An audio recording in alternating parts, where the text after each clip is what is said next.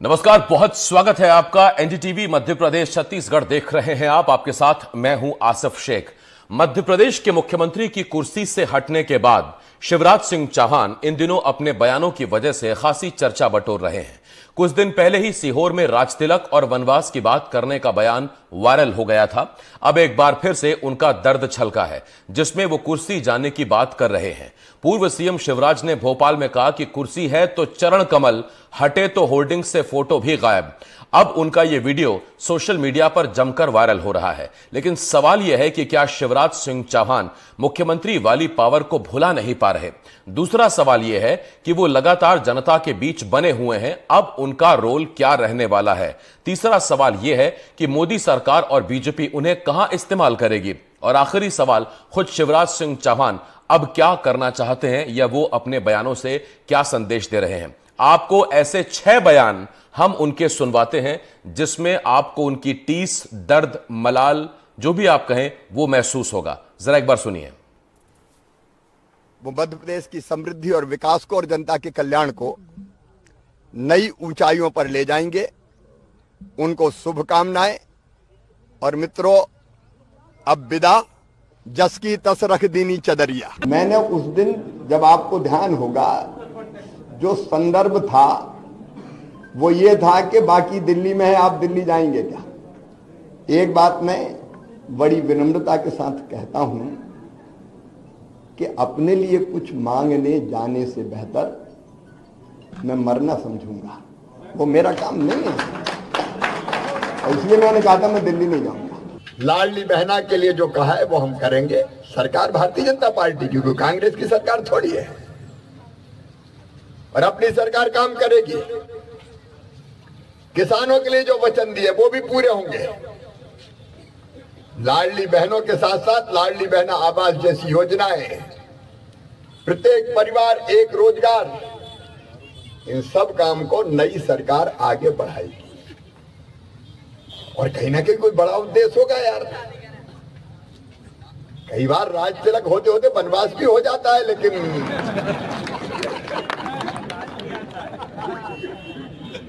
वो किसी न किसी उद्देश्य की पूर्ति के लिए होता है। और क्या, पूरा प्रदेश मेरा परिवार है, और परिवार के रिश्ते पदों से नहीं होते, वो दिल के रिश्ते होते हैं, आत्मा के रिश्ते होते हैं। और दिल और आत्मा के रिश्ते पदों के साथ बदलते नहीं हैं। और इसलिए भाई और बहन, भांजे भांजियों से मेरा प्यार का और विश्वास का रिश्ता है। इस रिश्ते की डोर कभी टूटेगी नहीं, और अपने भाई बहन और भांजे भांजियों की यथाशक्ति सेवा मैं लगातार करता रहूंगा। भारतीय जनता पार्टी के कार्यकर्ता के नाते पार्टी द्वारा दिए गए कार्य को पूरे समर्पण और निष्ठा के साथ करूंगा, और जनता की सेवा निरंतर चलती रहेगी। आप बैंड बजाओ, आप ढोल बजाओ, आप ताशे बजाओ, कोई रोक नहीं है। कोई रोकेगा तो मैं देखूंगा। तो जिंदगी में जब हम लक्ष्य तय कर लें दूसरों के लिए काम करने का, तो जिंदगी आनंद से भर जाती है। मुझे अभी भी 1 मिनट फुर्सत नहीं है, लगातार लगाऊं काम में। अच्छा, ये अच्छा हुआ कि थोड़ा राजनीति से हटके काम करने का मौका भी थोड़ा समय मिल रहा है। राजनीति में भी बहुत अच्छे कार्यकर्ता, समर्पित कार्यकर्ता, सेवा करने वाले लोग, मोदी जी जैसे नेता हैं जो देश के लिए जीते हैं।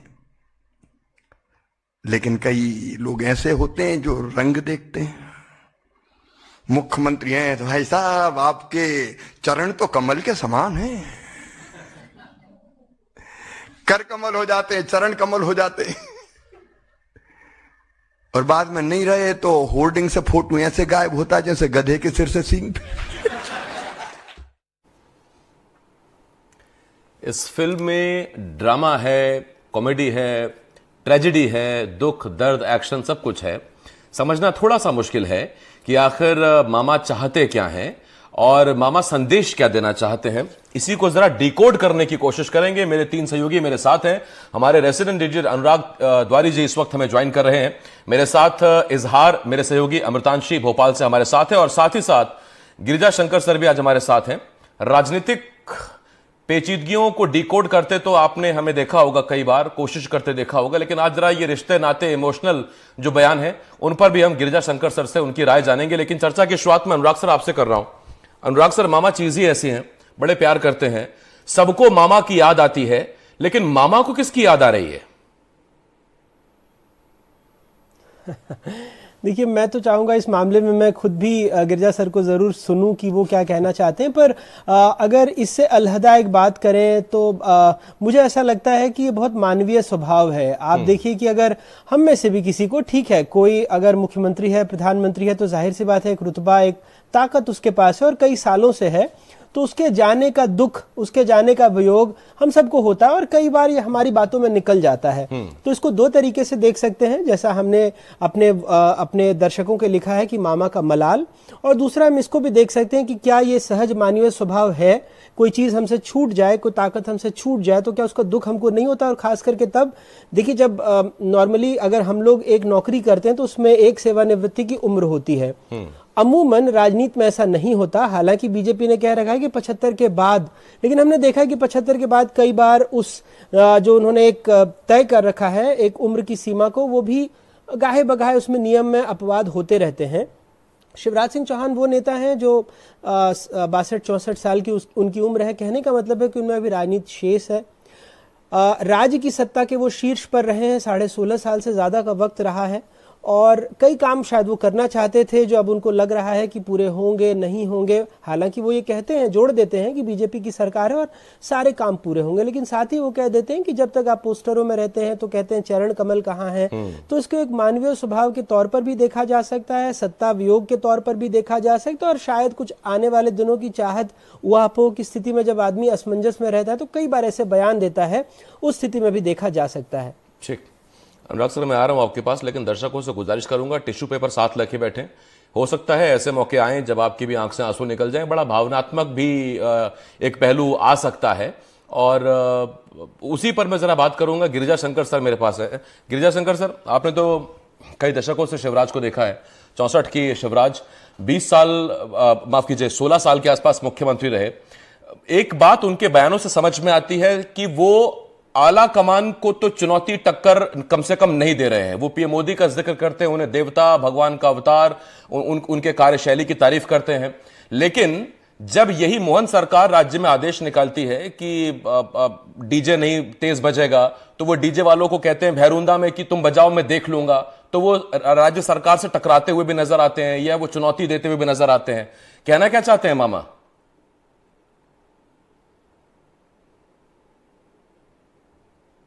मुझसे बात कर रहे हैं आप? गिरिजा सर, आप ही से है सवाल सर।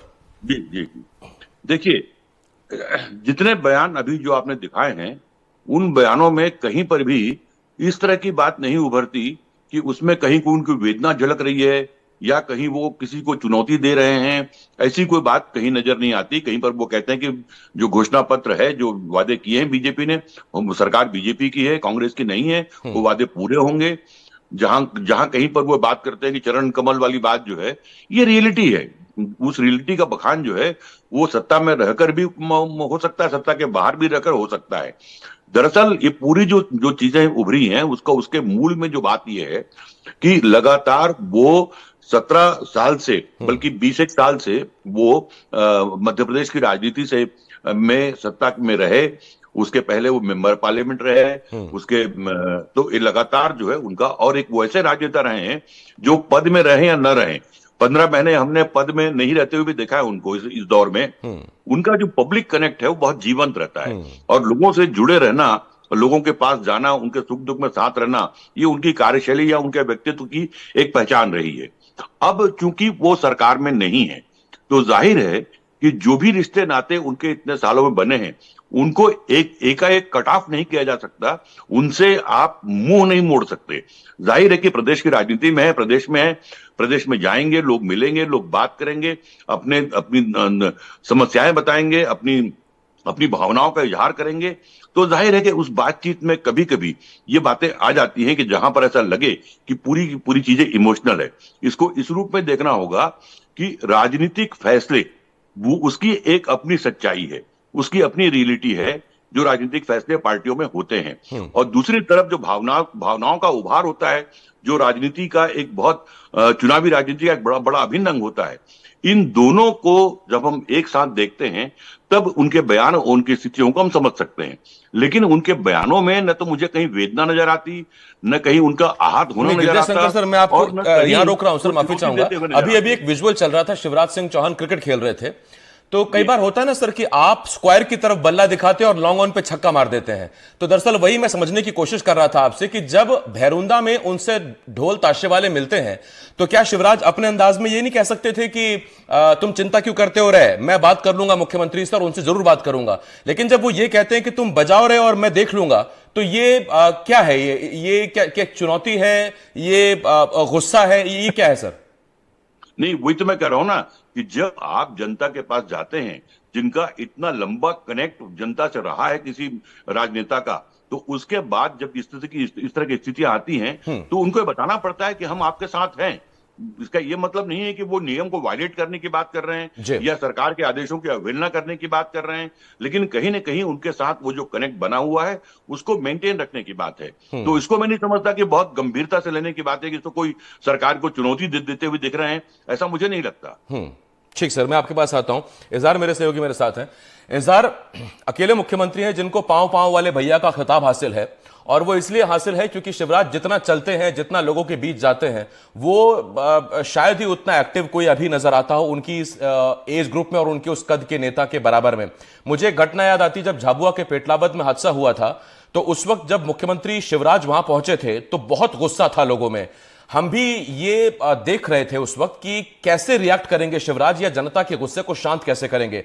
मुझे याद आया कि उनकी गाड़ी जब वहां पहुंची और जब जिन लोगों ने अपनों को खोया था उन्होंने जब गाड़ी का काफिला रोक लिया तो वहीं सड़क पर बैठकर शिवराज ने उनके साथ जमीन पर बैठकर उनके सर पे हाथ रख के दुख दर्द बांटा था। ये जो कनेक्ट है, गिरिजा शंकर सर भी उसी तरफ इशारा कर रहे हैं कि ये कनेक्ट एकदम से कैसे टूटेगा, कैसे हटेगा?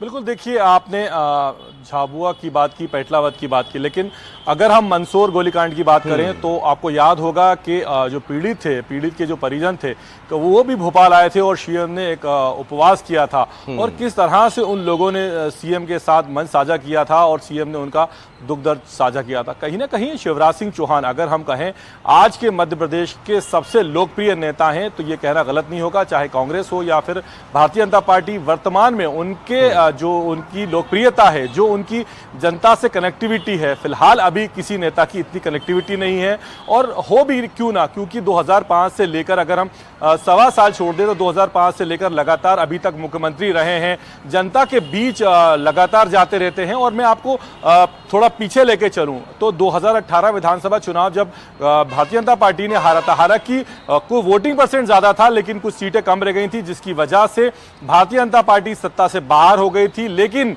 ये शिवराज सिंह चौहान थे, तब भी जनता में बने हुए थे, तभी इन्होंने नारा दिया था टाइगर जिंदा है। और हमने देखा कि उस दौरान भी जगह जगह ये सभा कर रहे थे, लोगों से जाके मिल रहे थे, और जिस तरह का रिस्पांस जनता अभी दे रही थी उस तरह का रिस्पांस जनता ने उस वक्त भी दिया था। लोगों की आंखों में आंसू उस वक्त भी दिखाई दिए थे। लोग शिवराज से मिलने उस वक्त भी आते थे, अपनी समस्याएं लेके आते थे, लोग शिवराज से लिपट कर झूम कर रोते थे। तो कहीं ना कहीं शिवराज सिंह चौहान और मध्य प्रदेश की जनता का एक जो बॉन्ड है वो एक ऐसा बॉन्ड हो गया है कि जिसको तोड़ना बहुत मुश्किल है। शायद यही वजह है कि बहुत सारे लोग ऐसे हैं जिनको लगता है कि उनकी कहीं से मुराद पूरी नहीं हो रही, कहीं से उनकी उम्मीद पूरी नहीं हो रही, कहीं से उनका काम नहीं हो रहा, तो वो शिवराज सिंह चौहान की तरफ अपना कूच करते हैं। और यही वजह है कि शिवराज सिंह चौहान ने भी अपने घर का नाम मामा का घर कर दिया है, यानी कि मध्य प्रदेश का मुख्यमंत्री मामा अब जनता का मामा बन गया है। जिसको जो समस्या हो वो मामा के घर पे आए, मामा का जो दर खुला है खुला ही रहेगा। और रही बात भैरुंदा की, तो कहीं ना कहीं भैरुंदा में जो लोग थे वो बैंड वाले थे, ढोल वाले थे।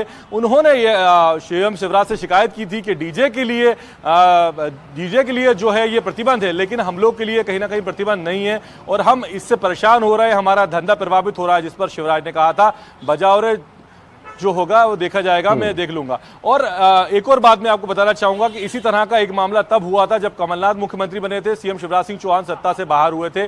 बिजली को लेकर बड़े बड़े बिल आने की बात हो रही थी और वल्लभ भवन के सामने सीएम शिवराज सिंह चौहान एक सभा कर रहे थे। इस दौरान सीएम ने एक बड़ी बात कही थी, तो उन्होंने कहा था कि अगर बिजली के बड़े बिल आए तो जमा मत करना, अगर लाइन काट दी तो कांटा डालने तार डालने शिवराज आएगा। तो कहीं ना कहीं ये वो शिवराज सिंह चौहान है जो हमेशा से 2005 से लगातार जनता के बीच बने हुए हैं, जनता के बीच बने हुए, एक्टिव भी रहते हैं।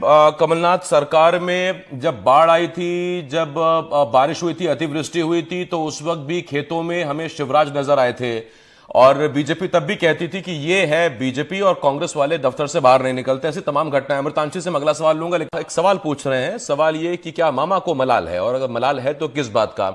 उनके 6 बयान हमने आपको सुनवाए थे, जिस 6 बयानों में वो आपको ये भी कहते नजर आएंगे कि ढोल ताशों से बात करते हुए कि आप ढोल ताशे बजाओ, बाकी कुछ होगा तो मैं देख लूंगा। वो ये भी कह रहे हैं कि हमारी सरकार है, बीजेपी की सरकार है, लाडली बहनों को उनका पैसा मिलेगा, महिलाओं का ख्याल रखा जाएगा, महिला सशक्तिकरण के काम होंगे, किसानों का विकास होगा। साथ ही पीएम मोदी की भी तारीफ करते हैं। कुल मिला के थोड़ा सा ये फंसा हुआ मामला है, इसे डिकोड करने की कोशिश कर रहे हैं, जरा सुलझाने की कोशिश कर रहे हैं। हमारे साथ बड़ा पैनल है, वरिष्ठ पत्रकार गिरिजा शंकर सर हमारे साथ हैं, इसके साथ साथ हमारे रेसिडेंट अनुराग द्वारी जी हमारे साथ हैं, मेरे 2 सहयोगी अमृतांशी और इजार भी मेरे साथ हैं, उनके पास भी चलेंगे। अमृतांशी, मैं आपके पास आ रहा हूं। अमृतांशी, मैं ये सवाल पूछूं उससे पहले मैं पहले ही डिक्लेरेशन दे दूं कि गिरिजा सर और अनुराग सर अभी युवा हैं, लेकिन आप, मैं और इजार भाई ज्यादा युवा हैं। तो हम जैसी तो पीढ़ी जो है उसने देखा ही मुख्यमंत्री के तौर पर शिवराज को है 2005 से। मैं जब से पत्रकारिता कर रहा हूं तो मुख्यमंत्री के तौर पर हमने उन्हीं को देखा। तो वो एक पूरी पीढ़ी है मध्य प्रदेश में, लाखों करोड़ों वोटर्स की या युवाओं की, जिन्होंने मुख्यमंत्री यानी मामा यानी शिवराज सिंह चौहान के तौर पर देखा है। वो कनेक्ट जो शिवराज सिंह चौहान के साथ है, ये शिवराज के लिए कितना मजबूती से भरा हुआ चीज है, या फिर ये बीजेपी के लिए कितना नुकसानदायक है, क्योंकि अब शिवराज मुख्यमंत्री नहीं है और उनके साथ वो कनेक्ट है उस युवा का।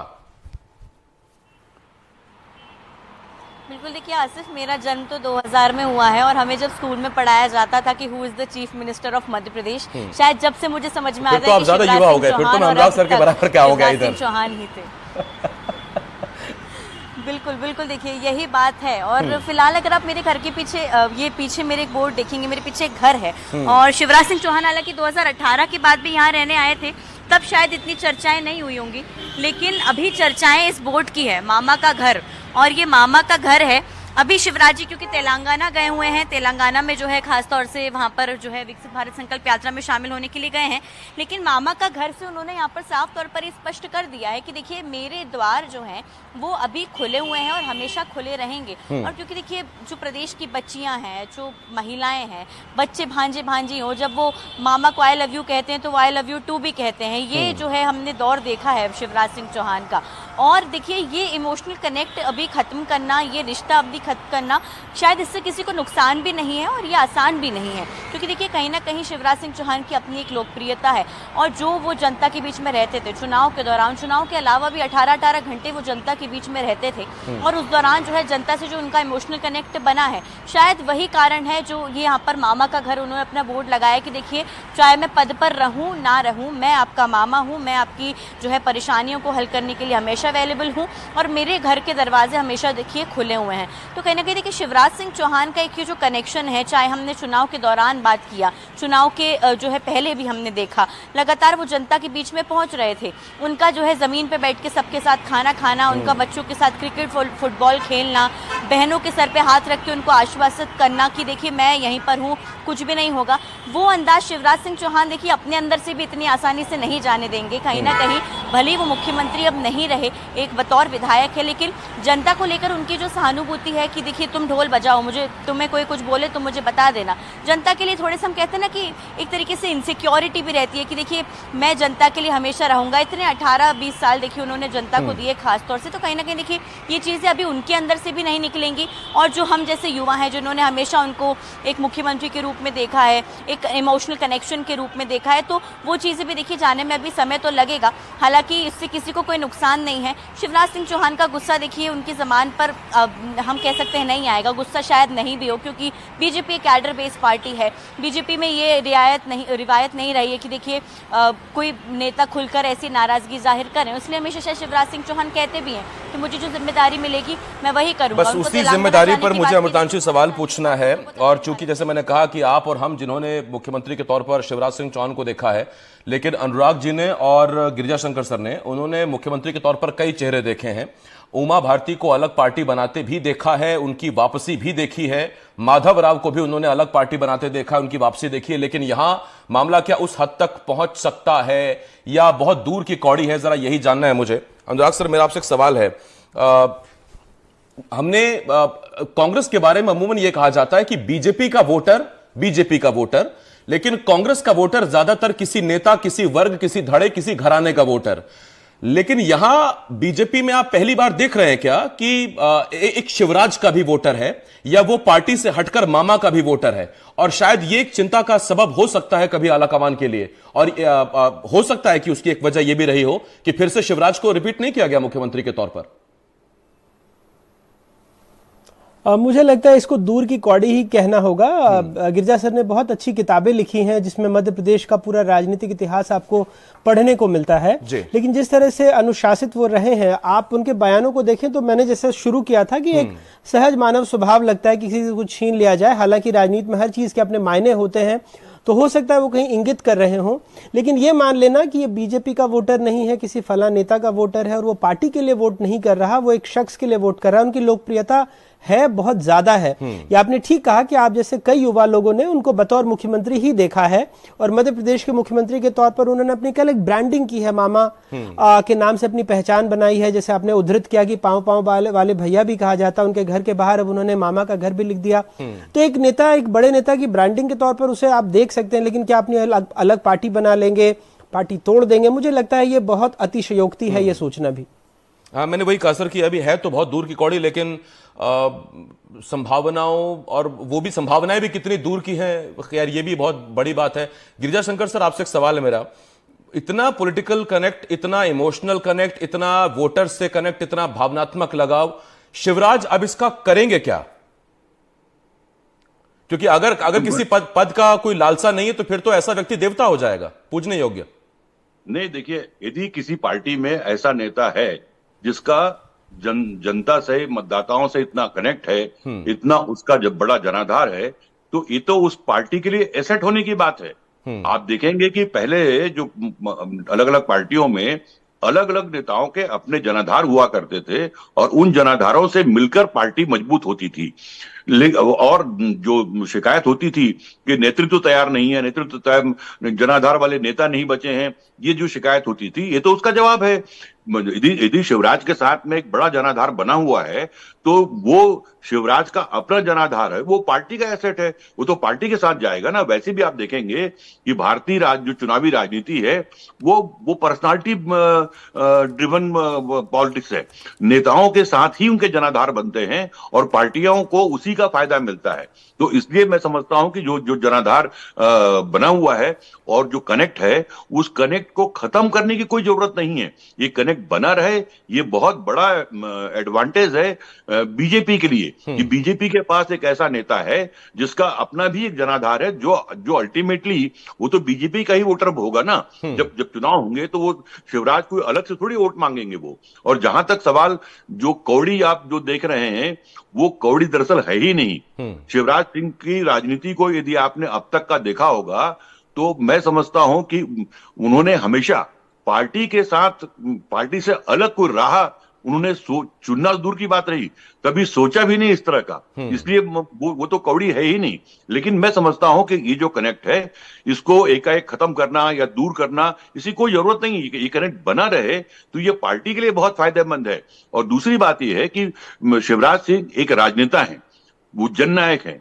केवल पद में रहने और नहीं रहने से वो जननायक का जो हैसियत है वो खत्म नहीं होती। और वो प्रदेश की राजनीति में अभी भी सक्रिय है, अभी भी काम कर रहे हैं, एमएलए हैं। तो मैं समझता हूं कि ये जो कनेक्ट है, उसको किसी उनके मलाल के रूप में या किसी संभावना या आशंका के रूप में देखने के बजाय, मैं तो ये मानता हूं कि उनका जो कनेक्ट है, उनका जो जनाधार है, वो मध्य प्रदेश में बीजेपी के लिए सकारात्मक और बड़ा देखा जाए। बाकी सर इतना जरूर है कि कई बार जैसे पुलिस वाले होते हैं ना, वो गुड कॉप और बैड कॉप खेलते हैं। ताकि चीजें निकल आए। तो उसी तरह से सियासत में कई बार विपक्ष को दबाने के लिए अंदर से ही एक विपक्ष खड़ा कर दे जाता है, दिखाने के तौर पर कि लीजिए अगर आपसे सरकार से कोई काम है तो सरकार आपके पास है, और अगर सरकार से लगता है कि नहीं सुन पा रहे हैं तो एक ऐसा भी नेता है, एक ऐसा भी मामा है, आप उनसे बात कर सकते हो। लेकिन सवाल यह कि इस पूरी पिक्चर में कांग्रेस है कहां? फिलहाल तो कहीं दिख नहीं रही। यह भी एक सियासत का तरीका हो सकता है, एक सियासत हजार तरीके से चलती है। बहुत धन्यवाद है आपका गिरिजा सर, अनुराग सर बहुत शुक्रिया आपका, अमृतांशी, इजाज बहुत शुक्रिया आपका। एक छोटे से ब्रेक के लिए मैं रुकना होगा, ब्रेक के उस पार भी तमाम बड़ी खबरें जल्द लौट रहे, देखते रहिए एनडीटीवी मध्य प्रदेश छत्तीसगढ़।